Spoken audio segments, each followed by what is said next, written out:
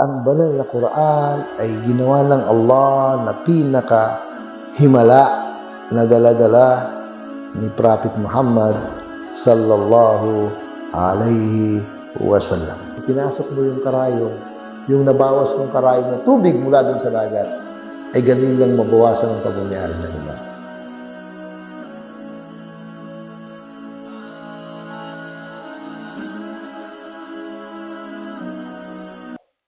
Bismillahirrahmanirrahim. Alhamdulillahi Rabbil Alamin. Alhamdulillahi alladhi hadana lidinihi alqawim. Wa ma kunna linahtadiya lawla an hadana Allah. Ashhadu an la ilaha illallah wahdahu la sharika lah. Wa ashhadu anna Muhammadan abduhu wa rasuluh. Wa safiyuhu wa khaliluh. Wa khiratuhu min khalqih.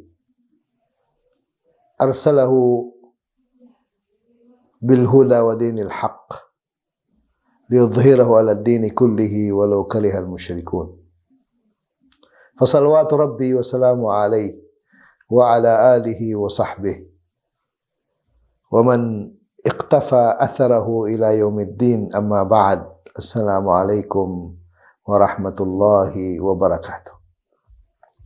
Mga minamahal po namin ng mga kapatid at mga giliw namin na taga-subaybay, ipagpatuloy po natin ang ating naumpisahan patungkol sa banal na Quran o sa dakilang maluwalhating Quran. Sa banal na Quran, mga kapatid, ay niluloob nito ang mga mahalagang bagay na kung saan mahirapan bilangin ng sino mang magaling magbilang kung gaano karami. Kung titingnan natin ng mga nagpapalaganap ng Islam, kahit yung mga tao na kung saan hindi na sila masyadong nagsasalita, tinitingnan na rin kung anong meron sa Quran, ay napakarami. Mahirap bilangin. Mahirap talaga bilangin, mga kapatid. Halimbawa na lang, bigay ko lang halimbawa sa mahirap bilangin. Alam ba niyo na yung 114 na sura ng Quran? Bawat isang sura dun, bawat isa ay mayroong bagong salita, bagong word, bagong salita. Pero nyo, 114, kahit yung pinakamaiksing sura, na katulad ng Suratul Kautsar, ay mayroong bagong salita na hindi nabanggit sa lahat ng sura o lahat ng ibang sura sa banal na Quran, lahat ng ibang kabanata ng banal na Quran, hindi nabanggit yung 6 na word sa isang napakaiksing sura. Maano pa kaya kapag mahabang sura?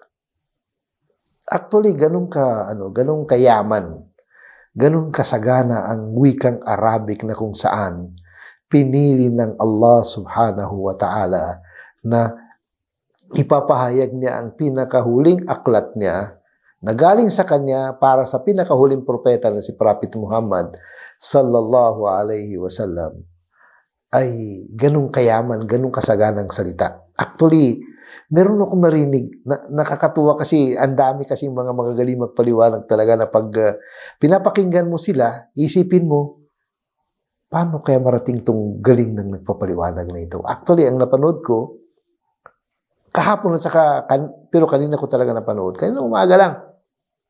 Ang pangalan niya, si Dr. Muhammad Awwal. Siya ay taga Nigeria. Pero siya nagpapaliwanag ng Islam sa Amerika. Siya nung mga paliwanag nila sa Amerika siya. Ang mahalaga, itong tao na to, ano yung mga nabanggit niya?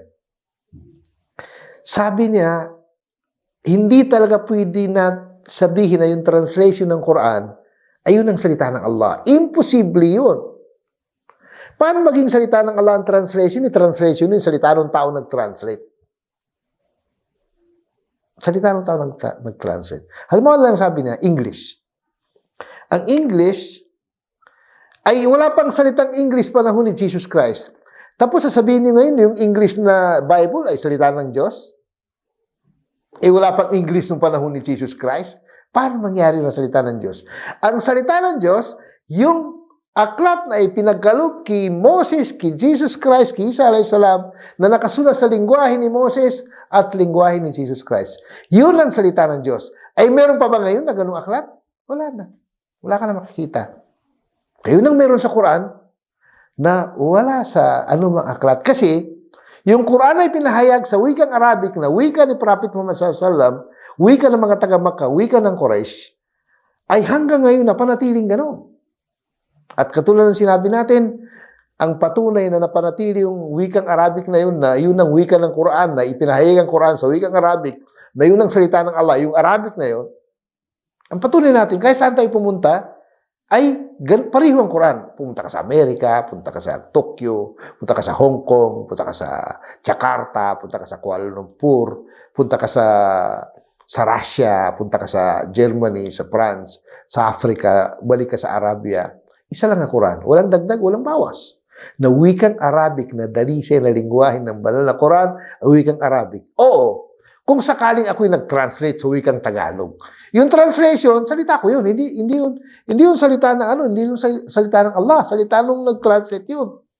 Kaya ngayon ang tanong, paano natin nasabi yung ibang aklat maliban sa banal na Quran na salita ng Diyos ay hindi naman nakasulat sa lingwahe na kung saan ipinahayag ang aklat na yun sa ganung lingwahe.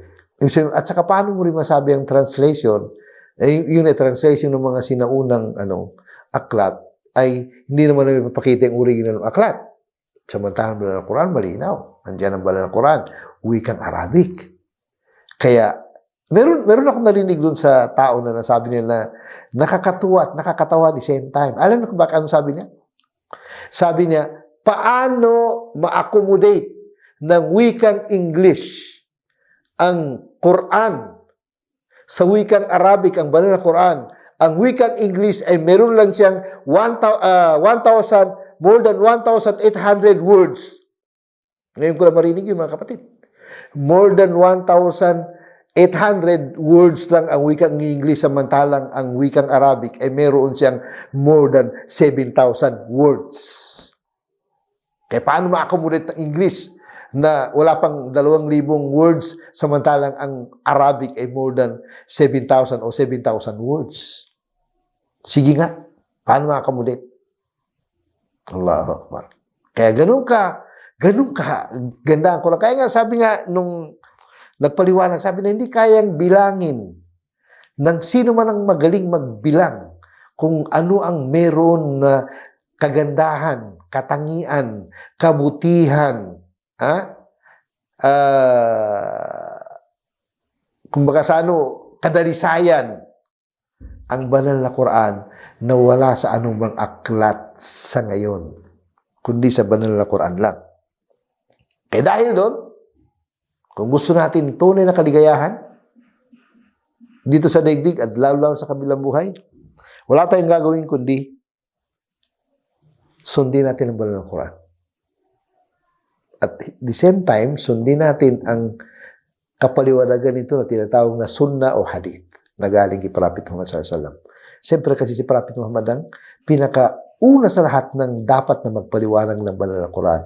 Hindi kung sino-sino lang. Kaya ako, bilang nag-aral ng Arabic, wala akong karapatan ipaliwanag ang kahulugan ng banal na Quran kahit ako'y nag-aaral pa ng matagal sa Arabic kasi hindi ako Arabo. Kailangan, titingnan ko yung kung paano anong sinabi ng propeta, anong sinabi ng mga sahaba ayon sa pagkakaintindi nila sa propeta, at anong sinabi ng mga tabi'in ayon sa pagkakaintindi nila sa mga sahaba, at anong sinabi ng mga tabi'in ayon sa pagkakaintindi nila sa mga tabi'in. Kung mga kapatid, yung connection. At yung mga tabi'in at saka tabi'in, sa kanila nagmula yung tagalikom, tagasulat ng mga aklat na galing dun sa kapaliwanagan ng mga sinaunang mga Muslim, mga mabuting sinaunang mga Muslim. Allahu Akbar, mga kapatid. Sabi ni Al-Imam Ibn Hazm sa kanyang aklat, si Imam Ibn Hazm ay meron siyang napakalaking aklat na tinatawag na fiqh al-Zahiri, sabihin yung kay Ibn Hazm. Anong sabi ni Ibn Hazm? Isa sa mga scholar, no? Anong sabi niya? Sabi niya, walima tabayyana bil barahin wal mu'jizat. Sabi niya, dahil sa napakalinaw na mga katibayan at mga himala. Dalawang sinabi niya. Mga katibayan at mga himala na pinatunayan na ang banal na Quran huwa ahdullahi ilayna. Ito ang pinaka kautusan na ipinagkatiwala ng Allah sa atin. Kautusan na pinagkatiwala ng Allah sa atin, walladhi alzamana bil iqrar bih, na kung saan inutusan tayo ng Allah subhanahu wa ta'ala na tanggapin ang banal na Quran. Okay? Wal amal bima fi, at isagawa, isakatuparan na anuman ang nilalaman ng banal na Quran. Yun ang utos sa atin. Dahil sa ito'y kumpleto, sabi nga sa anong tawag doon? Colloquial na Tagalog, wala ka nang hanapin pa. Kumpleto na ang Quran. Nandun lang lahat. Kumbaga sa rikado ng pagluluto, kumpleto ng rikado. Kumpleto ng ingredients. Wala ka nang hanapin pa. Nandito lahat. Na kung saan, sa halip na, kumbaga sa magiging makaluma dahil meron na siyang more than 1,400 years na nakalipas na ipinahayag ang banal na Quran. Di ba, kasi, mga unang salita, parang makaluma na eh. Halimbawa, pag nagsasalita ka ng mga salitang, makaluma, sabi ng mga Tagalog, ay, matagal na yan, panahon pa ni Mahoma yan. Alam mo kung sino si Mahoma? Si Prophet Muhammad. Kasi sinasabi na isang bagay hindi na naintindihan. Ang matagal na yung panahon pa ni Mahoma yan. Pero sa Quran, walang matagal na. Na panahon pa ni ganito at ganun. Kasi tuwing lumilipas ang panahon, lumilitaw ang mga bagong kaalaman na naunawaan, naintindihan ng mga taong nag-aaral. Halimbawa na lang.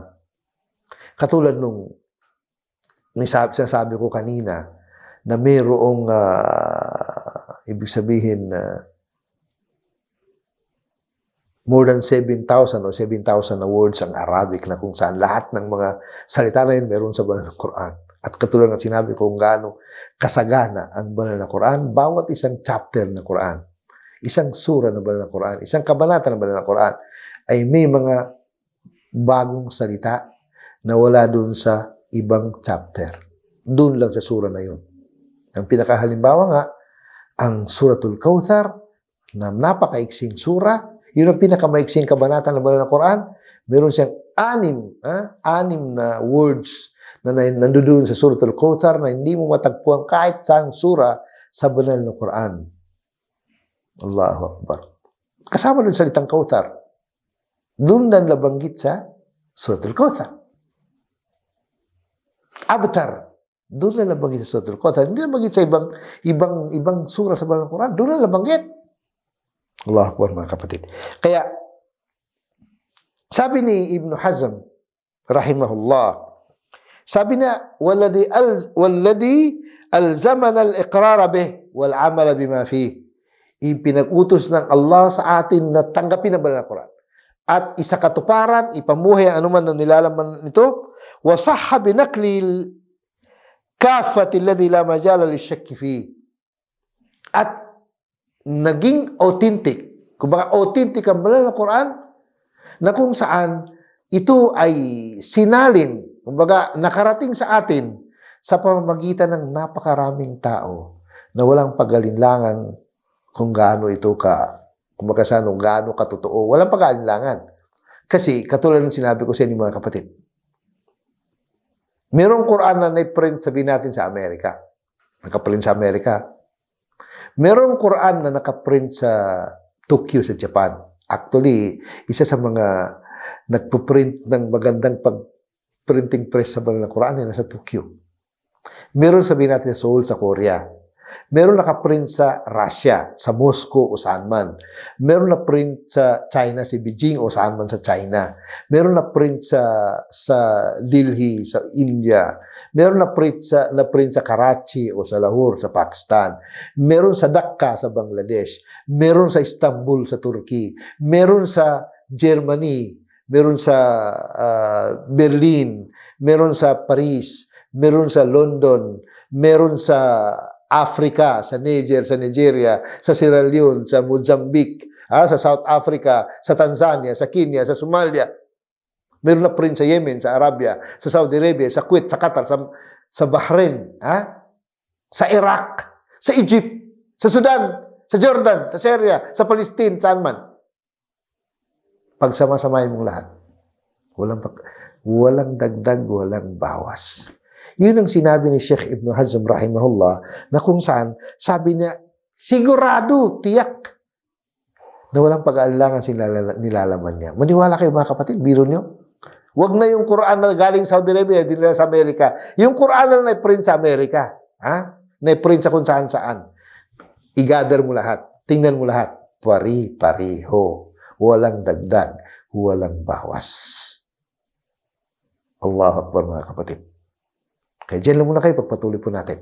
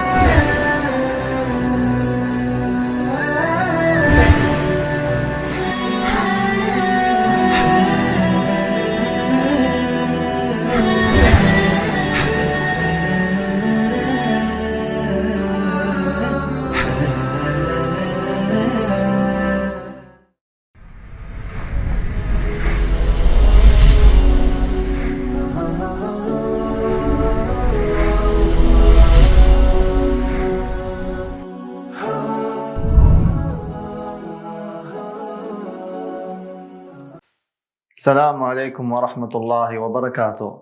Taman sa bibiyag tanupan sa dunia adang kailangan na patiman agalubakan di tanoy tagak atau di tanoy lipatanan. Ya punan suka syukur. Kaganya baka syukuran niya umin kapsyur kanu Allah subhanahu wa ta'ala na di mabawal sarka atau ka umanang kanu Allah subhanahu wa ta'ala sarimo atau ka rizq aingin sarka.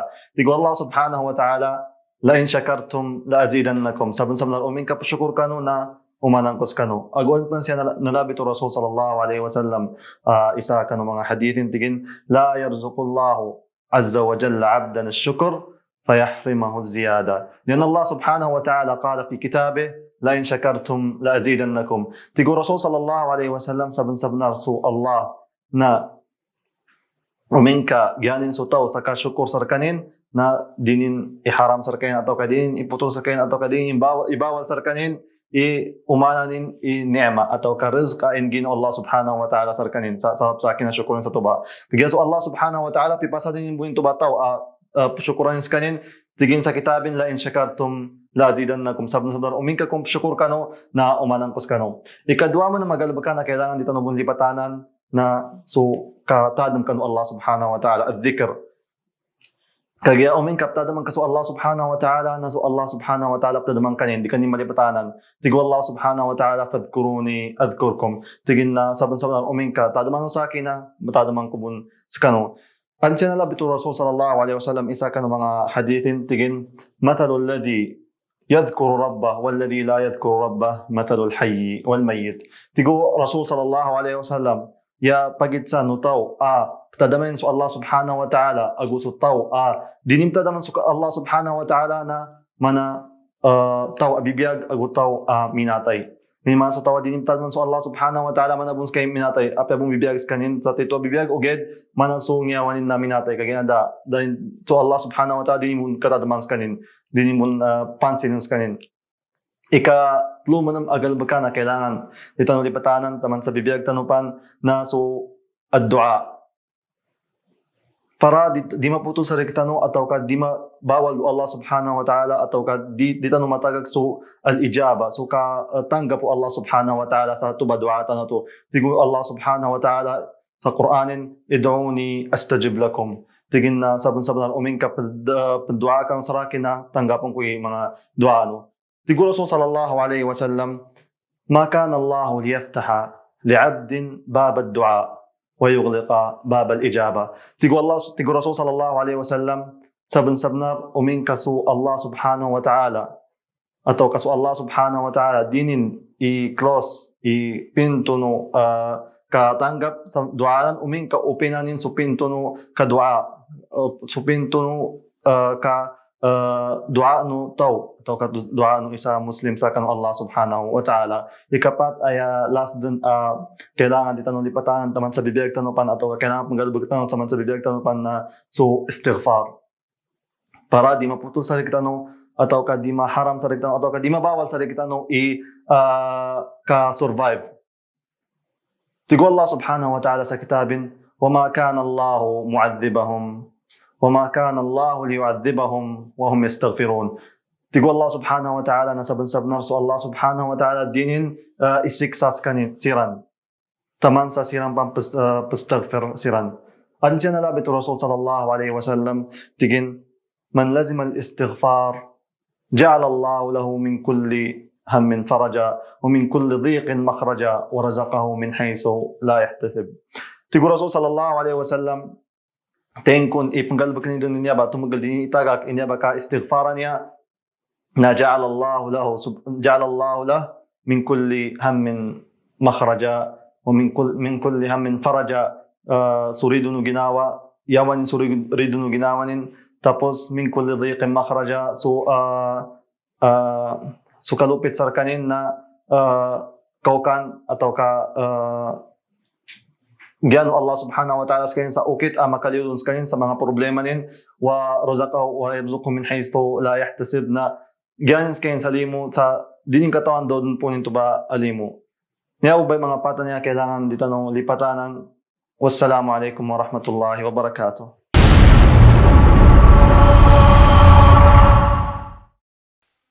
Kaya nga mga kapatid, ang banal na Quran na kung saan ito makikita natin na nakasulat sa tinatawag na mushaf. Yung pinaka-aklat na Quran tinatawag na mushaf. Ito ang kilala sa buong mundo. Kilala sa buong mundo. At lahat ng mga ito, katulad sinasabi natin, pari-pariho at dapat na ito'y sundin natin. Allahu Akbar. Ano man nilalaman ito, kailangan sundin natin. Kaya ito ang pinaka-source. Ito ang pinagkukunan natin ng lahat ng katuruan. Minsan naalala ko yung mga tawag nito, yung mga nasa labas ng Islam, lalo na yung mga kumakalaban sa Islam. Bigla na lang silang magsasabi na, sinabi ng banal na Quran ay ganito. Samantalang, pakinggan mo lang yung salita, hindi yun sa banal na Quran. Para bagang, itong mga ito, yung mga nasa labas ng Islam, na sumisira sa Islam, ay ang kaya nilang sabihin na para tapatan ng banal na Quran ay pawang kasinungalingan. Wala sa katotohanan. Yun ang dahilan mga kapatid kung bakit tayong mga Muslim, bakit hindi umaangal o walang sino man ang umaangal sa mga kalaban ng Islam kapag nagsabi tayo ng katotohanan kahit ang tinatamaan yung kanilang aklat. Bakit hindi sila umaangal? Kasi ang dahilan, hindi tayo nagsisinungaling. Hindi tayo nagsisinungaling. Lahat ng sinasabi natin, totoo eh. Kaya dahil doon, sino ang aangal sa katotohanan? Lahat ng sinasabi natin, nandun sa kasulatan. Hindi sila piniwangan. Katulad na nung sinasabi natin na ang Bible na kasulat sa English, hindi salita ng Diyos. Katotohanan yun, kasi salita ng Diyos ay nakasulat sa wika ni Moses o wika ni Jesus Christ. Hindi naman wika ni Moses o Jesus Christ ang English. Paano masabi salita ng Diyos? Yung pinahayag na salita ng Diyos ay hindi naman wikang English. O hindi rin wikang Tagalog. Di ba? Kaya ito mga katotohanan, mga kapatid, ay logically, walang sino man ang pwedeng sumalungat o pwedeng umangal. Kaya, pag nagsasalita tayo, mga kapatid, katotohanan. Pero sila, gusto nilang lamangan ng banal na Quran, halimbawa, o lamangan ng Islam, ay magsasabi sila ng kasinungalingan. Yun ang pagkakaiba natin. Kasi sa atin, lahat malantad, katotohanan lahat. Allahu Akbar. Kaya lahat ng Quran na nakasulat sa tinatawag na mushaf, na kung saan matatagpuan natin sa buong mundo kahit saan. ay ito'y katulad niya sabi natin, pari-pariho at dapat natin sundin. Allahu Akbar. Dahil ito ang Allahu Akbar. Ito ang kumbaga sa pinaka-source natin. Ito ang pinag-ugatan ng katuruan. Ito ang dapat na, ibig sabihin na paniwalaan natin, sundin natin. Wala tayong pag-aalinlangan. Ito ang pinaka-source ng Islam. Ito ang pinag-ugatan ng Islam. Na walang pag-aalinlangan sa nilalaman nito. At nandito ang lahat ng mga kaalaman, lahat ng katuruan, lahat ng sistema, batas na kailangan natin ay niluloob ng banal na Quran. Kasama doon siyempre ang sunnah ni Prophet Muhammad sallallahu alaihi wasallam. Anong sinabi ng Allah sa Suratul An'am? Aya 38 na aya ng Suratul An'am. Suratul An'am ay sura number, anong number Suratul An'am mga kapatid? Number 6. Sura number 6 ng banal na Quran. Anong sinabi ng Allah? A'udhu billahi minasyaitanir rajim. Wa ma min dabbatin fil ardi wala ta'ir yatiru bi janahihi illa umamun amthalukum. Wa ma min dabbatin fil ardi wala ta'irin yatiru bi janahihi illa umamun amthalukum. Walang anumang gumagapak. May buhay. Sabihin ko gumagapak, lahat na may buhay. Gumagapang sa lupa. Ganon din lumilipad sa kalawakan. Ng mga katulad ng mga ibon at yung mga katumbas ng ibon. Illa umamun amthalukum. Lahat ng mga ito ay katumbas ninyo. Bawat isa sa mga nilikha ng Allah na ito ay isang nasyon na katulad ninyo. Meron siyang sariling mundo na katulad meron kayo sariling mundo. Halimbawa na lang, isa sa mga maliit na nilikha ng Allah, hindi naman pinakamaliit, langgam. Ang langgam, may sariling mundo na hindi yung mundo natin. May sariling pangangailangan. Nakatulad din natin, meron tayong sariling pangangailangan. Halimbawa na lang, merong common na pangangailangan nila, pangangailangan din natin. Katulad ng hangin. Katulad ng tubig. Nangailangan ng mga langgam ng tubig, nangailangan din tayo ng tubig. Naalala ko tuloy mga kapatid, yung comparison. Di ko alam, nabanggit ko na niya, pero ulitin ko lang. Panahon ni Sulaiman alayhis salam, ay nagkaroon ng tumigil ang ulan. Kumbaga, tagutom at tagtuyot at tagutom.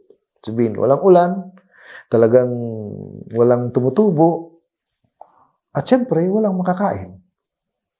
Kaya dahil doon, isa lang ang solusyon. Ayon sa itinuro ng Islam, hingi ng ulan doon sa nagpapaulan. Kaya, tinawag ni Sulaiman alayhis salam sa panahon ni Solomon alayhis salam, tinawag niya yung kanyang sambayanan. Sabi niya, magdadasal tayo para humingi tayo ng ulan. Magdadasal tayo para humingi ng ulan.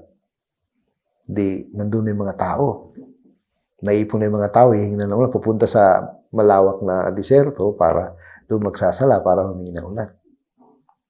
Habang papunta sila doon sa lugar na kung saan doon sila magdarasal, magsasala, ng tinatawag na salatul istisqa, dasal para humingi ng ulan. Sabi ni Sulaiman alayhis salam, aking sambayanan, tigil muna tayo. Di tumigil mga tao na papunta. Di ba? Tigil muna tayo. Pag tigil, sabi na, uuwi na tayo. Sabi mga tao, propeta ng Allah, uuwi tayo, di pa tayo nakapagdasal. Di pa tayo nakapagsala ng salatul istisqa. Sabi ni Sulaiman alayhis salam, hindi na kailangan. Hindi na kailangan. Allahu Akbar. Hindi na kailangan. Sabi mga tao, bakit? Akala namin, hindi tayo ng ulan ngayon, hindi na kailangan. Paano ulan? Sabi niya, may nadaanan tayo na isang langgam na nakatihaya Siyempre, si Sulaiman alayhi salam, isa yun sa mga katangian, nakakaintindi ng salita ng langgam. Kaya naintindihan ni Sulaiman alayhi salam, yung nakatihayang langgam, nananalangin, humingi ng ulan. Sabi ni Sulaiman alayhi salam, uulan na kasi mayroon ng humingi ng ulan. Hindi natin kailangan humingi. Allahu Akbar, mga kapatid. Ganun kamahal ng Allah ang kanyang mga nilikha. Kaya, umulan, totoo nga, umulan. Hindi na sila nagsala ng istisqa, umulan na dahil dun sa isang langgam lang na nanalangin para umulan. Ganun tayo kamahal ng Allah subhanahu wa ta'ala. At yun ang totoo, mga kapatid. Ang punto ko dito sa aya, sabi ng Allah, وَمَا مِنْ دَابَّةٍ فِي الْأَرْضِ وَلَا طَائِرٍ يَطِيرُ بِجَنَاحَيْهِ إِلَّا أُمَمٌ أَمْثَالُكُمْ. Walang anumang gumagapang sa ibabaw ng lupa at lumilipad sa kalawakan na katulad ng ibon na umilipad sa pamagitan ng kanyang dalawang pakpak. Lahat ng mga ito ay may mga sarili-sarili mundo na katulad din ng mga nasyon ng mga tao. Misal kung kayo isang nasyon, sila isang nasyon din. Bawat isa sa kanila. Bawat klase ng mga nilikha ng Allah, ng mga hayop na meron sa ibabaw ng lupa, ay umamun amthalukum. Sabi ng Allah, ito yung pinakapunto nung sheikh natin. Sabi niya, ma farratna fil kitabi min shay. Wala kaming kinaligtaan.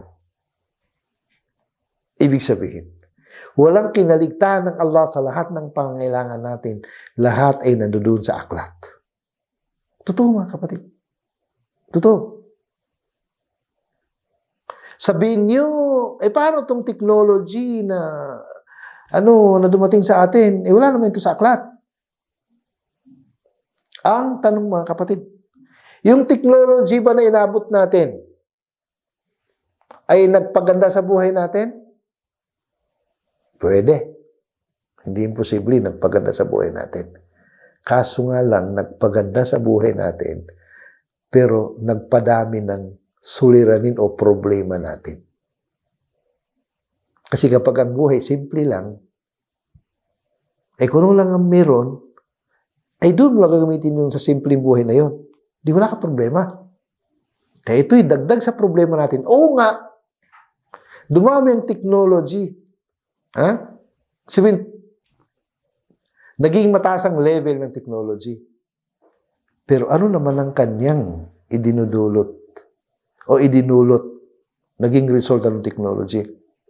Ang naging result ng technology, dumami ang problema, hindi na magkakasunod-sunod ang mga tao, dumami ang patayan, labanan, sira dito, sira doon, sakuna dito, sakuna doon.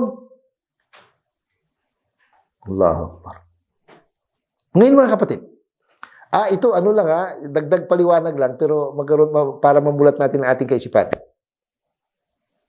Itong pandemya na meron tayo ngayon, hindi ba ito nangyari sa panahon ng mga sinaunang mga tao?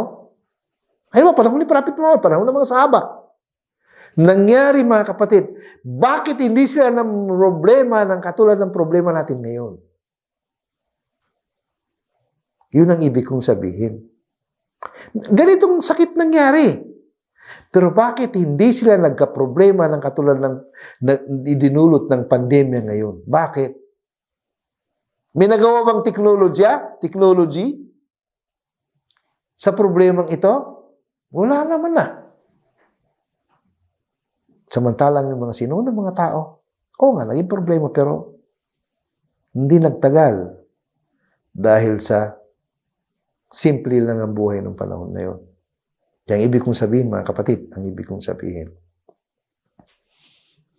walang nababago. Ibig sabihin, lahat ng kailangan natin sa Quran. Ibig sabihin, ang punto ko dito, pinakapunto ko, kung susundin natin ang banal na Quran, ay hindi ko sinasabi na hindi tayo magkakaproblema. Magkakaproblema tayo kasi kasama na sa rekado ng buhay yung problema eh. Pero pag nagkaproblema tayo, kung nasunod natin ng banal na Quran, nasunod natin ng sunnah ni Prophet Muhammad SAW, ay madali natin makita ang solusyon kasi sinusunod natin ng Quran. Pero dahil sa hindi nasusunod ng mga tao ang Quran, kaya lumaki ang problema. Yun ang problema, kapatid. Kaya sabi ng Allah, ma farratna fil kitabi min shay. Wala kaming kinaligtaan sa aklat na anuman. Lahat ng kailangan natin sa aklat. Ngayon ang tanong, bakit tayo ng problema? Kasi hindi natin nasusunod ang aklat eh. Kung nasusunod natin, hindi tayo magkakaroon ng problema eh. Allahu Akbar. Thumma ila rabbihim yuhsharun. Pagkatapos ng kamatayan, doon tayo iipunin lahat sa Allah subhanahu wa ta'ala. Sa ating Panginoon ang Allah subhanahu wa ta'ala. Yun ang punto natin mga kapatid dito sa ayang ito. Una-una, ay lahat ay nasa ilalim ng pagtatangan ng Allah subhanahu wa ta'ala na ito'y pinaliwanag na sa atin sa banal na Quran. At lahat ng problema natin ay nasa banal na Quran ang solusyon. Nga lang, bakit lumaki ang problema natin ngayon? Kasi majority, mga Muslim na lang, wag na tayong lumabas sa hindi Muslim. Mga Muslim na lang. Majority sa mga Muslim sa ngayon, nung nagkakaroon ng problema, katulad itong pandemya, iisipin nila, hindi Quran. Mag-isip sila ng ibang solusyon. Pero hindi yung Quran na nasa isip nila. Maniwala kayo mga kapatid, hindi? Yun ang totoo eh. Sa halip na isipin na kung ano ang sinabi ng Allah, ano ang sinabi ni Prophet Muhammad patungkol sa mga katulad nitong problema, iba ang iniisip nila. Naghanap sila ng ibang solusyon. Eh, sabi ng Allah, ma farratna fil kitabi min shay. Wala kaming kinaligtaan sa aklat na kahit ano. Wala. Lahat ay nasa ilalim sa pagtatangan ng banal na Quran. Kaya, dalawa lang naman ang ano eh. Meron akong narinig na isang magaling na nagpapaliwanag na isang Maguindanao. Natutuwa ko sa paliwanag na kasi simpleng paliwanag na para bagang nanggalit sa napakalayong pinagaling pala yung Quran lang binalikan niya. Anong sabi niya?